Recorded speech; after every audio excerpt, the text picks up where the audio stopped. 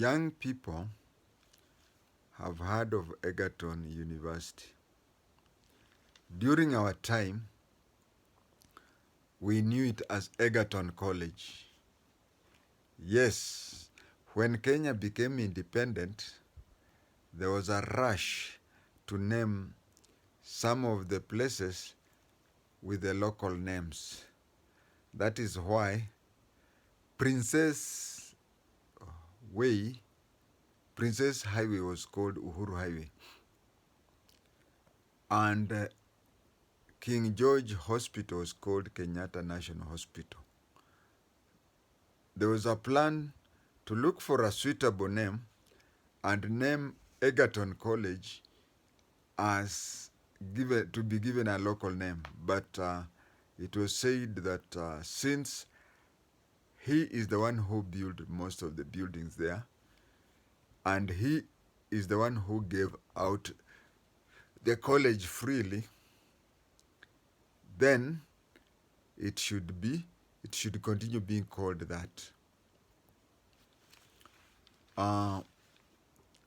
Egerton College was Egerton College for a long time.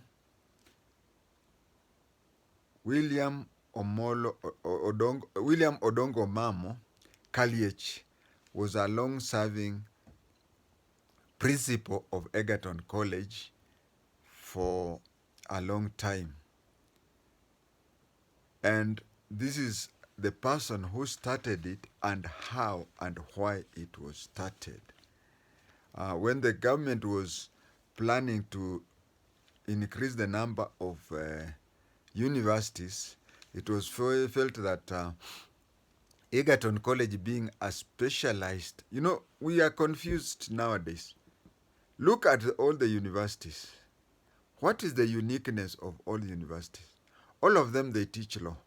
All of them, they teach education. All of them teach whatever. But you'll find that some universities have a certain degree of specialization. Look at Strathmore University, even though it teaches other things, including law and so on, but it is specialized in accountancy and finance. If you look at both Egerton University and JKUAT, if you look at JKUAT and Egerton University, you'll find that they somehow specialize in agricultural issues. So I would like, if anybody would have heard me, I would like people to have such universities which you specializes in certain things, other than turning universities, all of them having everything. Now we want to know who this Maurice Egerton was. He was the fourth and last Baron of Egerton. He was the only born child of the third Lord of Egerton. He was born on 4th August 1874. He was a friend of the Wright brothers. If you remember, the Wright brothers are those who started flying planes. So in his young age, he was a fan of flying. But when the First World War came, he volunteered and joined the Royal Navy Volunteer Battalion as a lieutenant. Now, I want, for those of us who have no military knowledge, we have in the Navy, Kenya Navy, a rank called lieutenant.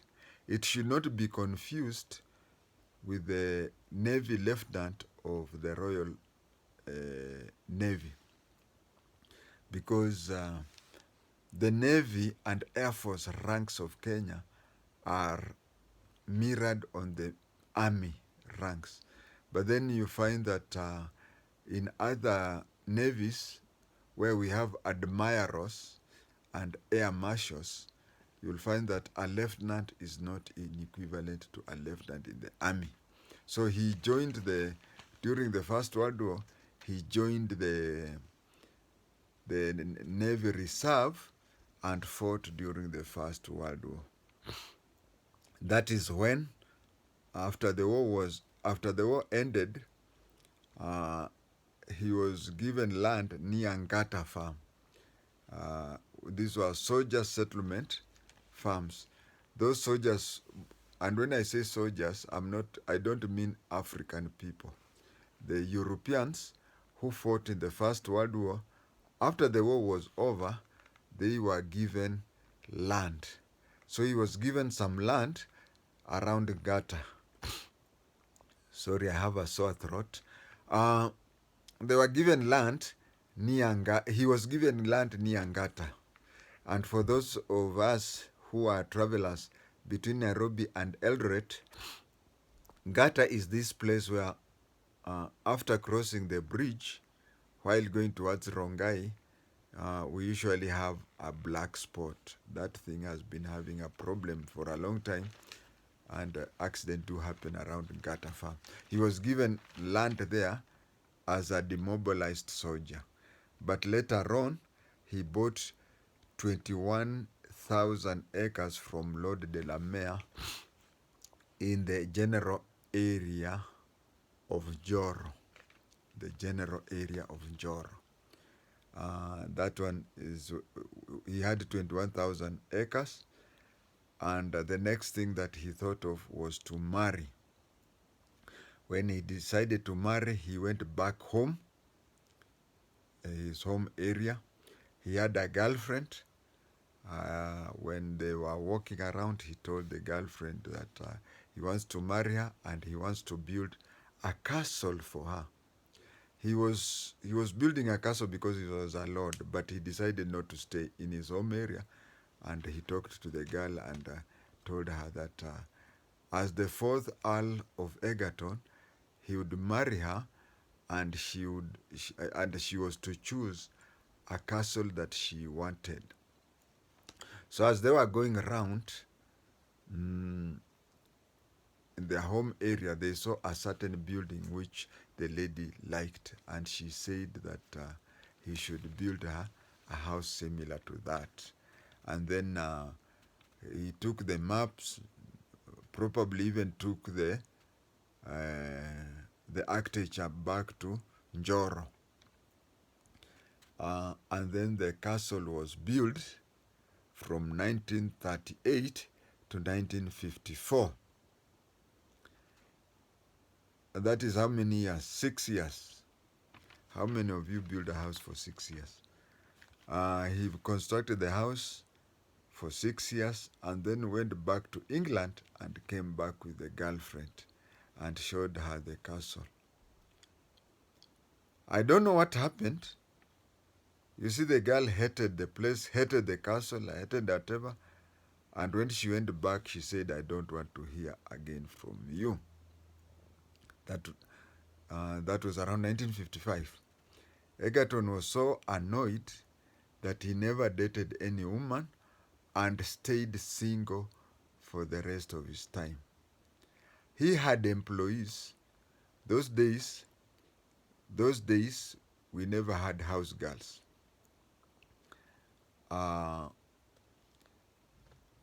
The work that today is given to house girls used to be given to men. So, but he had workers, and he had workers' quarters. These workers were married. And when the lady went back to England, Lord Maurice Egerton called his people, his workers, and told them, because the castle was within a compound, and away from the compound, a few kilometers from the compound, is where the employees had their servants' quarter. A few kilometers. Nowadays, very few people have got servants' quarter, isn't it? But servants' quarter are just next to the gate. You can even see it from your house. But he had his servants' quarters away. He called the male African workers and told them, never at all allow your women.